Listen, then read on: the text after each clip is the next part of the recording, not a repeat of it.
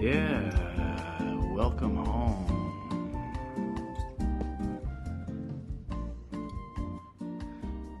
You're at the podcast. It's Godward. And I'm your host, Casey. The last episode on Venerable Bede really was probably the most important one I've done so far. But as usual, plebs don't know. I'm just kidding. I'm sure you guys will get to it sooner or later, but it seems I'm not getting the numbers on the Bede episode. So this episode we're going to do the Bhagavad Gita, and I actually think I'm going to do sort of 2 episodes on Hinduism right in a row, just to offend my Christian and white audience a little bit. And so I'm going to first do the Bhagavad Gita, and then next get to some excerpts from the Upanishads. I believe I'm pronouncing that just about right, or certainly recognizably. So anyway, for today, the Bhagavad Gita, Why We Fight. The 2 major ancient Sanskrit epics of India are the Ramayana and the Mahabharata. Now the Mahabharata is nearly 10 times as long as the Iliad and the Odyssey combined. I have not read it all. But the middle-ish piece, the sort of central set piece of the Mahabharata, is this bit known as the Bhagavad Gita, or sometimes I'm just going to call it the Gita, which is a short 18-chapter summation of the philosophical outlook of Hinduism. And Hinduism is really just like Indiaism. It's almost not. It's not how do I describe this to you? It's like there's not really one religion in India so much as many religions, but all those different religions are kind of aware of, like, you picture a Venn diagram with 100 different circles, but all of them kind of overlap in the middle. And in some cases, if you ask even today, the kind of Brahmin caste people in India about it, they'll say, look, Hinduism is basically a kind of monotheism. It's just that we understand that these various names of God are all just sort of ineffable, or like attempts to express an ineffable oneness, okay? And so if you read at all about like Advaita Vedanta Hinduism, which is kind of the one of the like elite variations on this, it's all about oneness and non-duality and stuff. So it's like this isn't that different from mystical versions of all religions. The Bhagavad Gita holds a place in Hinduism very much like that which the Sermon on the Mount holds in Christianity. Like, if you know anything, you'll know this in that religion. So it tells the story of a protagonist, a human named Arjuna, born in the warrior caste, Kshatriya caste. And it tells of his reluctance to fight in a war that involves everyone he loves arrayed against each other on the battlefield of Kurukshetra. The action of the story opens with Arjuna pulling up to the battlefield, taxied by Lord Krishna. Now, Krishna is wearing the avatar of a common charioteer, so he looks like a man, more or less. But he is actually one of the highest gods in the Indian pantheon. And at this point in the text, as it opens, the text reads, Arjuna, standing between the 2 armies, saw fathers and grandfathers, teachers, uncles and brothers, sons and grandsons, in-laws and friends. Seeing his kinsmen established in opposition, Arjuna was overcome by sorrow. I have said on this podcast that I am a connoisseur of analogies. And this is one of the great analogies in all of world history or religion. The metaphor is so excellent and extended that you can totally miss it. I mean, it's possible.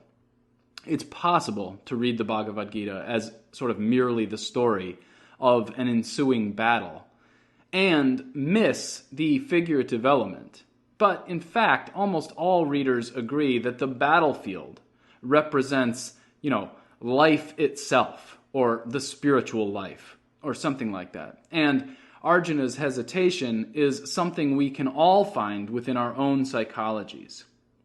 Do we want to plant our flag, take our stand, fight the good fight, even at the risk of alienating ourselves from a large part of our own kinsmen? Or will we, for the sake of conflict avoidance, allow ourselves to be swept along, stay in our lane, keep our heads down, etc.? Now, look, it's interesting because, yes, in America right now, we're dealing with this contested election thing happening. And increasingly, it seems like the two sides on the battlefield more or less hate each other.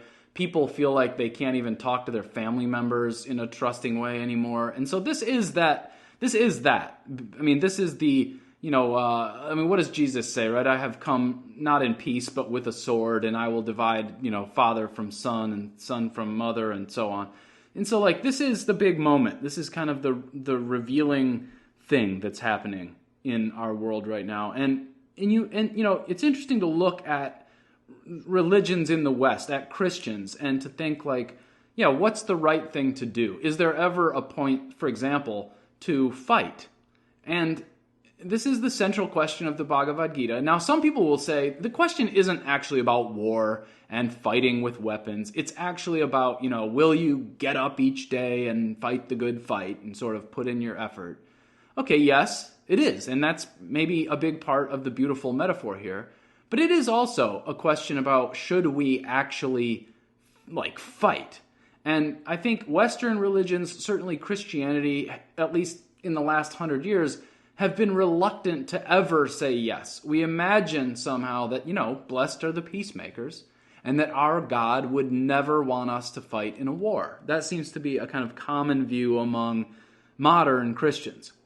In the Bhagavad Gita, God himself, in the shape of Krishna, as close as the Hindus know him, I suppose, God himself insists there is only one proper answer to this age-old reluctance about whether or not to fight, and the answer is fight.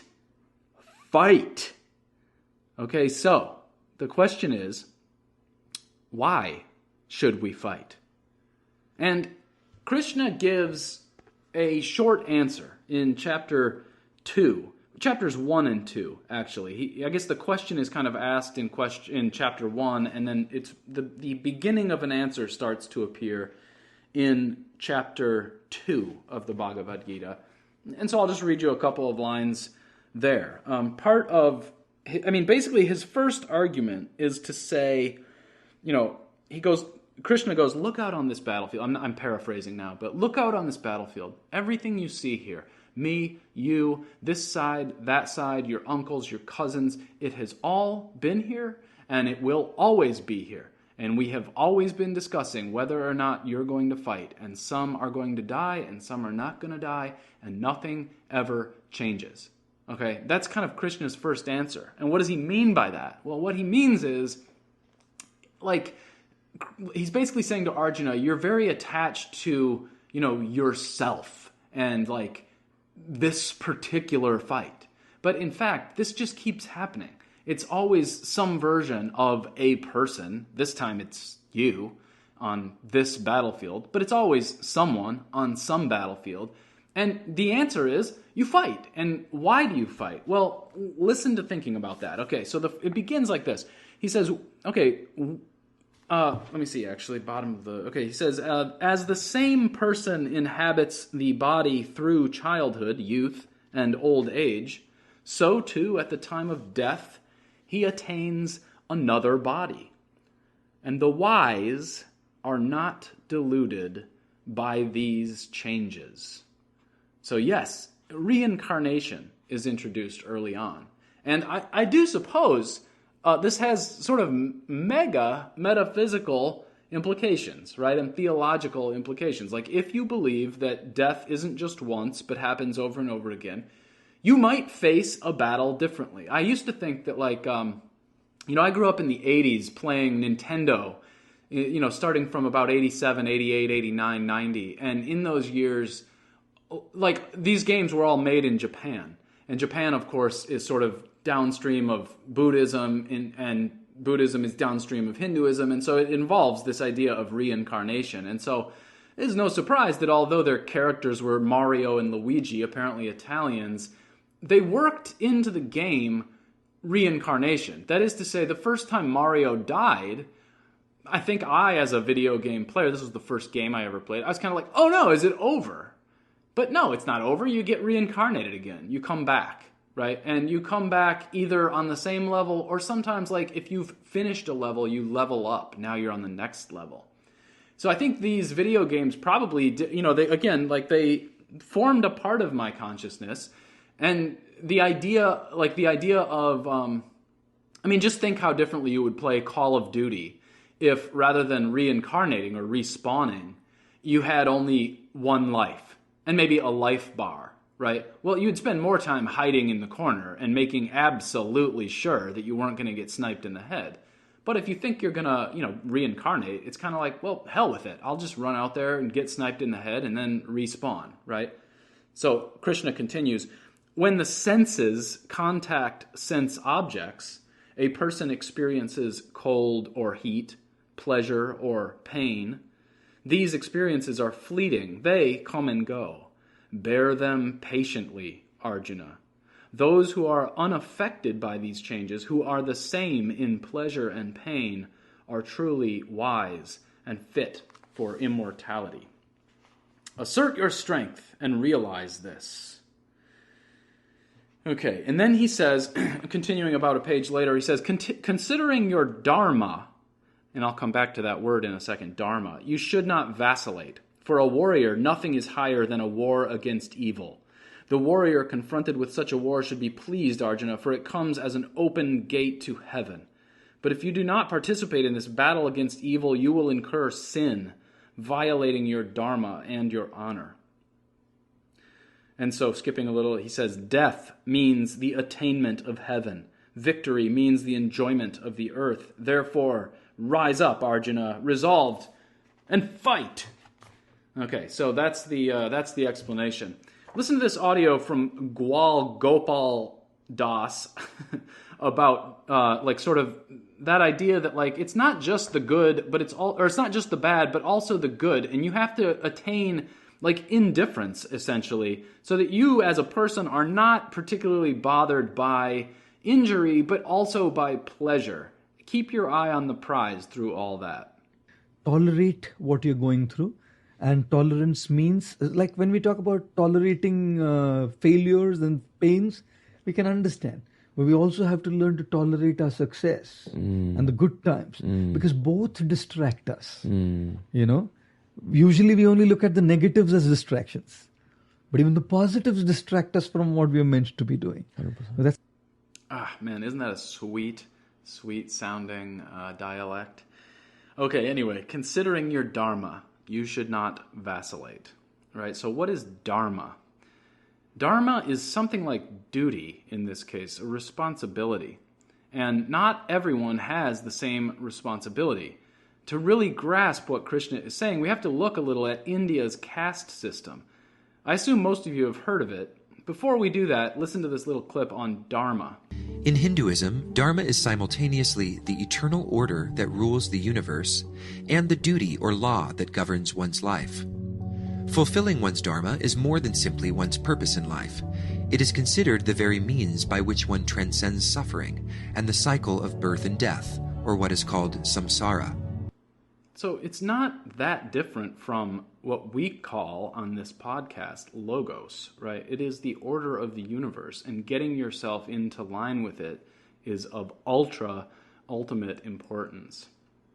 I used to give a slideshow, visual, when I was teaching this to classes, and so I'm going to try to kind of walk through that here, but I'll just be able to describe the visuals, I guess. But it starts with the like login screen on the old Nintendo Wii where you're supposed to make your avatar.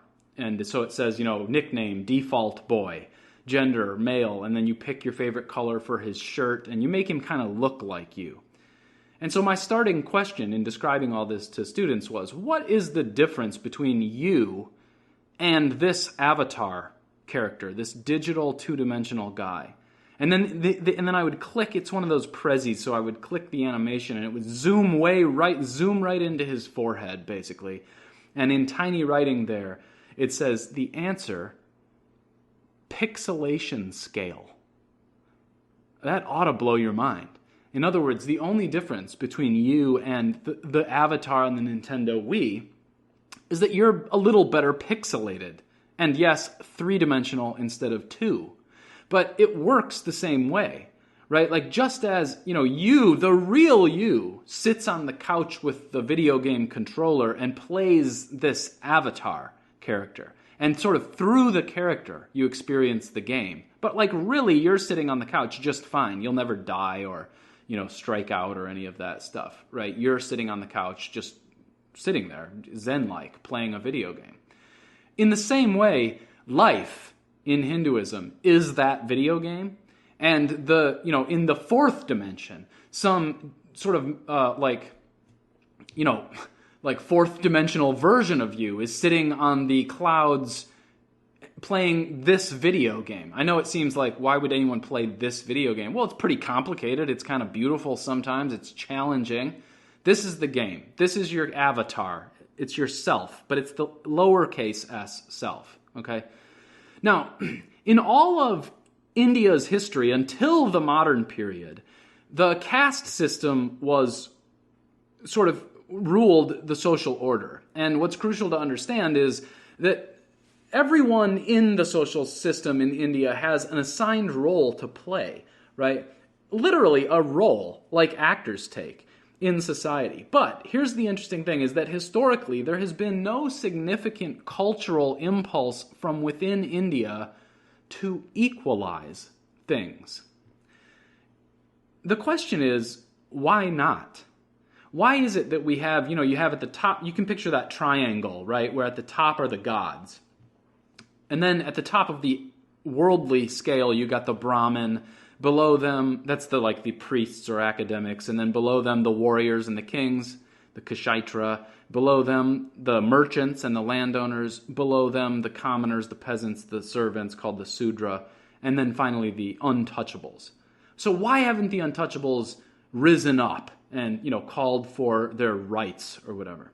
Well, the answer is, have you ever played a role-playing game? You ever play one of those games where you have to choose, like, you'll either be a warrior or a rogue or a hunter or a priest or a death knight or whatever? And depending on what you choose to play, you have different special powers, right? You can either cast spells or you have a strong shield or whatever. So if you are born a warrior in Hinduism, like, you have certain abilities and certain like duties that you're trying to achieve, okay? And the reason that no one complains about the caste system hierarchy in India is essentially for the same reason that like Shaquille O'Neal doesn't complain about the three-point line in basketball and say like this rule is unfair. It's like, no, that would ruin the game, basically, right? So that's the idea with this caste system is, yes, it's all fake in a way, and yes, it's only a video game. But it's the game. This is the game we're playing. And if people sort of really get into bitching about the rules, it ruins the whole game. Like, we aren't even playing basketball anymore. You just got some, nerd just arguing with everyone else and wrecking the game for them. So that's the reason, historically. People believed it. And so if you believe it, you're okay with the caste system. Okay? So if you're born a warrior, be the best freaking warrior you can be. Here's a quote from Houston Smith's book, The World's Religions. He says, "If we were to take Hinduism as a whole, its vast literature, its complicated rituals, its sprawling folkways, its opulent art, and compress it into a single affirmation, we would find it saying, 'You can have what you want.'"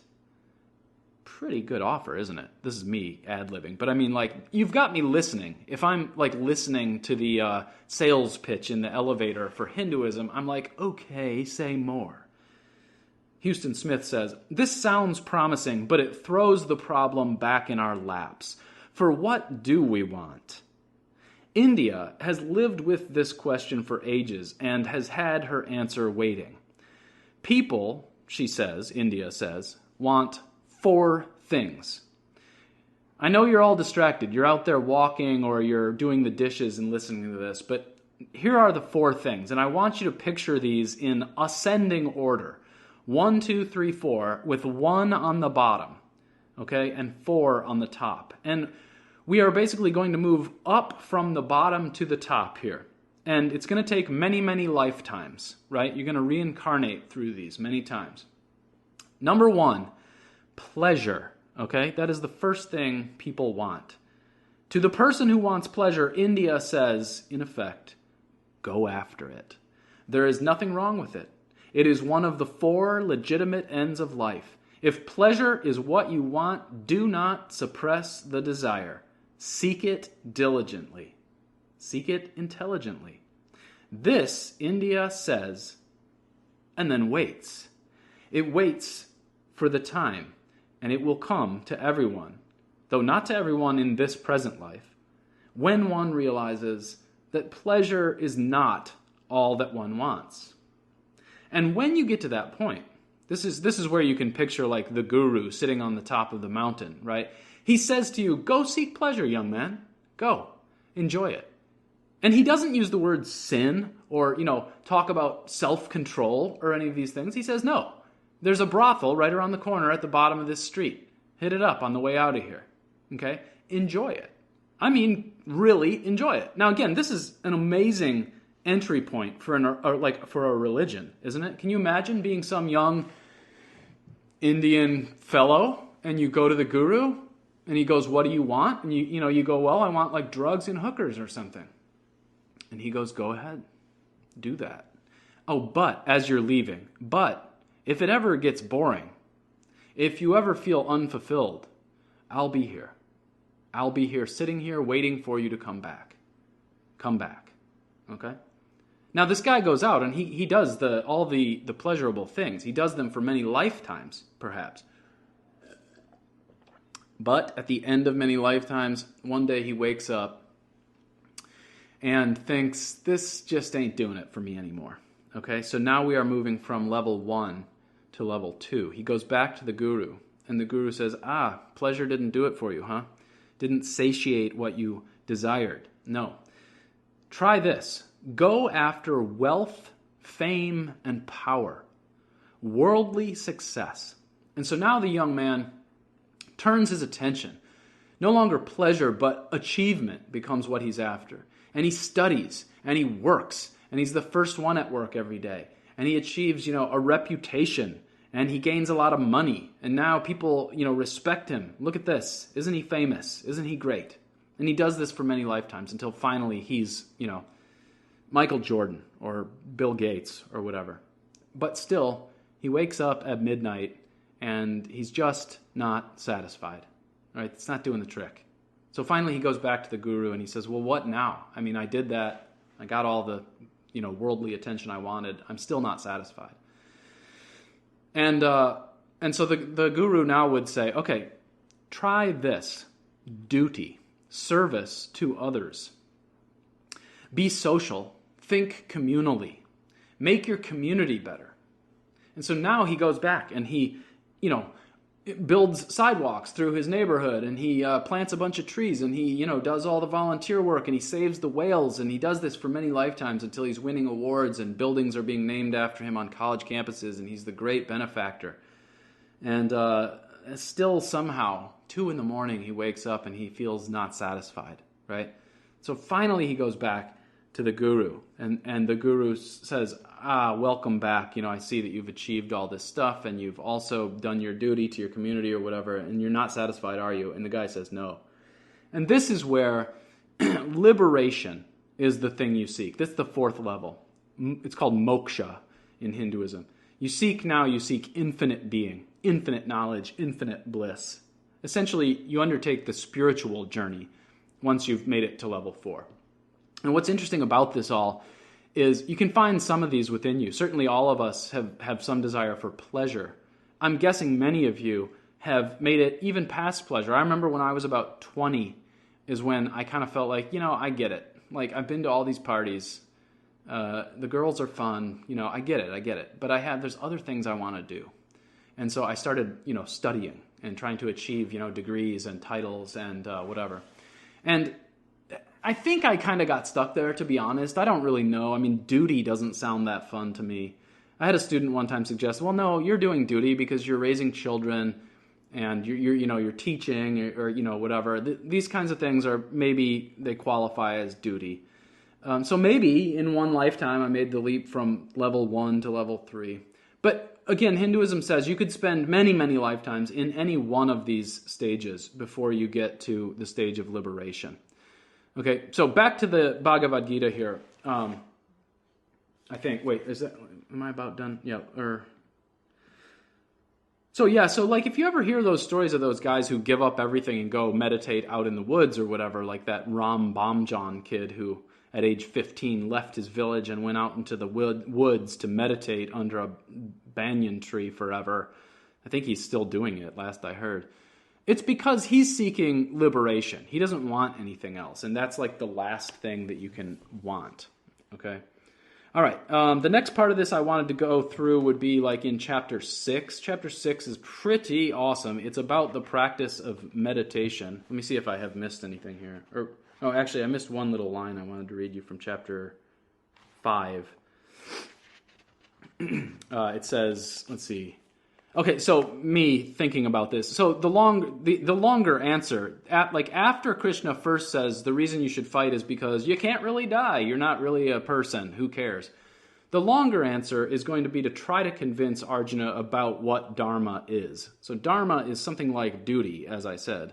And the longer answer involves coming to see that dharma is a real thing. And you do it by diligent practice of meditation and devotion to God. These things will kind of reveal dharma to you. In short, by realizing that the ego self is not real and that your sort of actual identity is oneness with God. There's the famous bit from the Upanishads I'll talk about next time that goes tat tvam asi, and that is translated as thou art that, or even shorter, you're it. So when you go to the guru and you ask the guru about God, he goes, Tattvam asi. You're it, right? He turns it around on you. Now, look, I get you guys are going to say, this is heresy, like this isn't Christianity or whatever. Yeah, but listen to what Paul says, right? It is no longer I who lives, but Christ who lives in me. That same process of emptying out of the ego and all that's left is God. That is sort of the highest end. And I think it's actually orthodox in Eastern Church, right? What do they call that? Theophany or something like that, when you become one with God. Now, it's rare, and it may take, your entire life, and you might not get there or whatever, but it's kind of the goal. That's sort of the goal, is to whittle out everything that isn't God. Quote, those who know this truth, whose consciousness is unified, think always, I am not the doer. While seeing or hearing, touching or smelling, eating, moving about or sleeping, breathing or speaking, letting go or holding on, even opening or closing their eyes, they understand that these are only the movements of the senses among sense objects. Those who surrender to Brahman all selfish attachments are like the leaf of a lotus floating clean and dry in water. Sin cannot touch them. Renouncing their selfish attachments, those who follow the path of service work with body, senses, and mind for the sake of self-purification. Okay. So all of this isn't easy, but it's possible. And part of it, he tells you about how to meditate. You can, watch a YouTube video on how to meditate. And then Krishna says, it is true that the mind is restless and difficult to control. But it can be conquered, Arjuna, through regular practice and detachment. Those who lack self-control will find it difficult to progress in meditation. But those who are self-controlled, striving earnestly through the right means, will attain the goal. Let's see. So this takes a lot of work, but it's doable, is basically what he says. Now, again, I said this is sort of like the Logos. I'm not saying it's the same thing. But this is a heathen culture, so they're doing their best. And it's interesting to me how close they came to expressing something similar to Logos. Listen to Krishna again. Those who understand the cosmic laws know that the day of Brahma ends after 1,000 yugas, and the night of Brahma ends after 1,000 yugas. When the day of Brahma dawns, forms are brought forth from the unmanifest. When the night of Brahma comes, these forms merge in the formless again. This multitude of beings is created and destroyed again and again in the succeeding days and nights of Brahma. But beyond this formless state, there is another unmanifested reality, which is eternal and is not dissolved when the cosmos is destroyed. Those who realize life's supreme goal know that I am unmanifested and unchanging. Having come home to me, they never return to separate existence. Yeah, that's the enlightenment we're after here. And it kind of happens in chapter 11. There's this chapter, it's translated here. By the way, the translation you want for this is by Eknath Eswaran. I've read about 3 translations of it, and this one is by far my favorite. It's awesome. In this chapter, an amazing thing happens. The narrator of the whole Mahabharata, and sort of like, it's hard to explain, right? So the narrator of the whole big book, the Mahabharata, is this guy named Sanjaya. But in the Bhagavad Gita, Sanjaya often just gives over to quoting this dialogue between Krishna and Arjuna. But then in chapter 11, when the cosmic vision is finally revealed, after Arjuna says, please, in fact, I'll quote him. O Lord, Master of Yoga, if you think me strong enough to behold it, show me your immortal self. And so what he's asking here is very much like what Job asks of God. I want to see you face to face, not just these stories I've heard about you, but give me the big picture. And Krishna says, behold, Arjuna, 1,000,000 divine forms, with an infinite variety of color and shape. Behold the gods of the natural world, and many more wonders never revealed before. Behold the entire cosmos turning within my body, and so on. And then so you would expect, the next paragraph is going to report what it looked like, but no. It's almost like you're at a stage play, and Sanjaya, the curtain closes, and Sanjaya steps out on the middle of the stage. And I love this, because how could you show in words what God looked like, right? You can't. And so they close the curtain, and Sanjaya comes out and simply says quietly, having spoken these words, Krishna, the master of yoga, revealed to Arjuna his most exalted lordly form. He appeared with an infinite number of faces, ornamented by heavenly jewels, displaying unending miracles and the countless weapons of his power. Clothed in celestial garments and covered with garlands, sweet-smelling with heavenly fragrances, he showed himself as the infinite Lord, the source of all wonders, whose face is everywhere. And it goes on like that for a bit. In fact, if 1,000 suns were to rise in the heavens at the same time, the blaze of their light would resemble the splendor of that supreme sight. So that's Sanjaya narrating what happens. But I love that the Bhagavad Gita doesn't try to dramatize it, because you could never dramatize it. It's the same as when God passes by Moses and shoves his face in that crevice, but says, you can't see my face, okay? But the revelation happens, and Arjuna sees him. And when he sees him, he is absolutely overwhelmed. Again, like Job. If you read the book of Job in chapters 39 and 40, where God goes, basically, put up your dukes. Who are you to ask me all these questions? I'm here. I'll contend with you. And it doesn't say this, but you can feel Job shrinking back and kind of like saying, oopsie, sorry I summoned you. Like, forgive me for questioning your wisdom. You're God and I'm some like little human. Please forgive me. Same sort of thing with Arjuna. In fact, he says, he basically says, I can't take it anymore. Like, oh my gosh, you have so many teeth and eyes and it's overwhelming and all this stuff.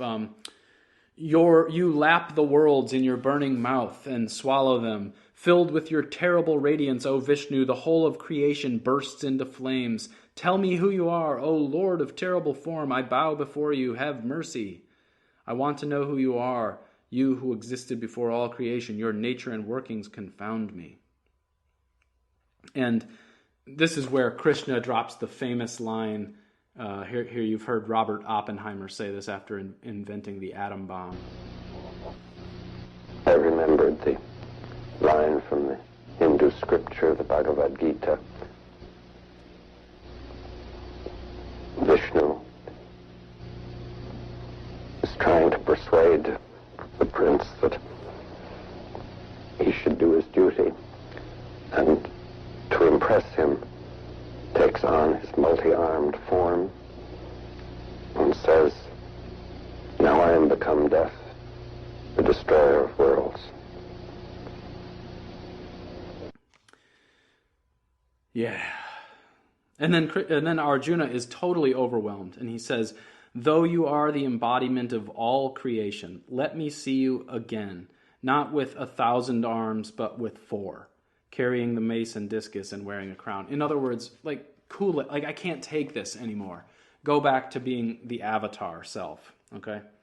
And so Arjuna says, so then he does. He becomes just the taxi driver, regular-looking guy again. And Arjuna says, "O Krishna, now that I have seen your gentle human form, my mind is again composed and returned to normal." I love that. I love the idea that, like, his mind was just completely... I mean, he was in another dimension. This is the big mystical experience. It's ineffable, but it's like, it's non-ordinary state of consciousness, right? But once he's not seeing it anymore, his mind returns to normal. So it suggests that you can kind of go out of your mind temporarily to see God and then return to normal consciousness. And Krishna says, these are amazing 10 lines here at the end of chapter 11 of the Bhagavad Gita. It is extremely difficult to obtain the vision you have had. Even the gods long always to see me in this aspect. Neither knowledge of the Vedas, nor austerity, nor charity, nor sacrifice can bring the vision you have seen. I'm going to interrupt here. This is me. This is your host, Casey, interrupting. Okay, first of all, it's extremely difficult, but not impossible. It is possible, right? Through devotion. Now, how do you do it? If you want this vision, he says, not like this. Not by knowledge of the Vedas, that would be like Bible reading for Christianity, nor austerity, so, not fasting or lashing yourself or whatever, nor charity, not by giving all your money to some charity or whatever, nor by sacrifice even, so not doing the animal sacrifices and potentially not even doing, the Eucharist thing or whatever. None of that will bring this vision you have seen, but through unfailing devotion, Arjuna, can you know me, see me, and attain union with me. Those who make me the supreme goal of all their work and act without selfish attachment, who devote themselves to me completely and are free from ill will for any creature, enter into me. Wow. So this is the ultimate mystical revelation, is to become one with God. And it's awesome, isn't it? The way that he goes yes, you can know me and see me and then finally enter into me. This is like where the distinctions between self and God go away, and all that's left is God. Holy cow. Now, I know that, yes, that's a joke, holy cow, because India and the cow.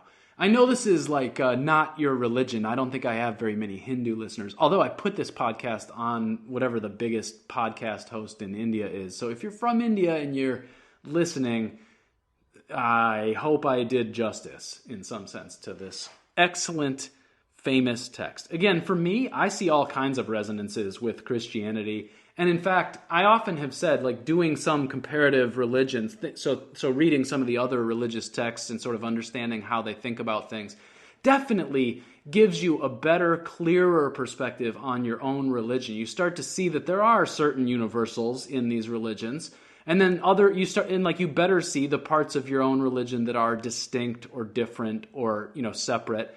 And I think it helps you to know your own religion better to study some other religion.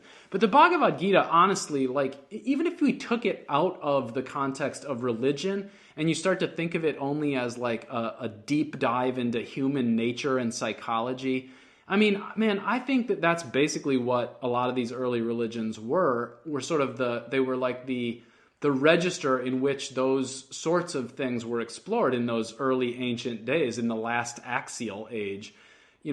People needed a way to understand these big questions, and these texts often answer them in very similar ways. If you've ever seen the Hare Krishnas, those bald guys in the orange outfits, and they show up in all kinds of cities all around the world. They go to the major cities and they do their dancing. Hare Krishna, Krishna Krishna, Hare Hare, Hare Ram, Rama Rama, Hare Hare. And they just say that over and over again, those 16 words arranged in that careful way or whatever. And they start dancing, and usually what happens is people will sort of, it becomes like a giant wedding dance festival thing or whatever. And the name of the game there is joy and nothing other than like pure devotion. So that the Hare Krishnas are famous for like not particularly having rituals or attachment to, sacrifice or like rites or charity or any of those kind of things. No, they just go out in the public city square center and just dance and love God. And honestly, like, I've seen them in person, and they it's a cult. It's a cult, but like they generally have living bright eyes, and they seem to be, earnest. That's all I'll say. They seem to be earnest. They generally look healthy. You know what I mean? Like, there's something good generally going on here. Okay, it's a false religion, but guess what? They're trying to get there. They're trying to worship the one, the creator God, Vishnu. Okay, they call him the wrong name, but like at the top of it all, there is an element of ineffability in at least in sort of, like Old Testament God, right? Like the unspeakable name of God and his oneness or something. So, and you may want to say, no, like only Moses and those people have their insight, or only the Christians or whatever. But I don't know, man. If you read the Bhagavad Gita, and it only takes about an hour and a half, and you think there's no insight in this, I gotta say I kind of disagree on that. That was the upside on what was that dreaded papal encyclical from the 1960s. I think it's Nostra Aetate, where the Pope, whoever he was at the time, talked about the wisdom in the other religions. And at least when it comes to the Bhagavad Gita, I'm pretty down with that, to be honest. Next time we'll do the Upanishads, and then we'll sort of move on from India. Here's the outro music. Thanks for listening.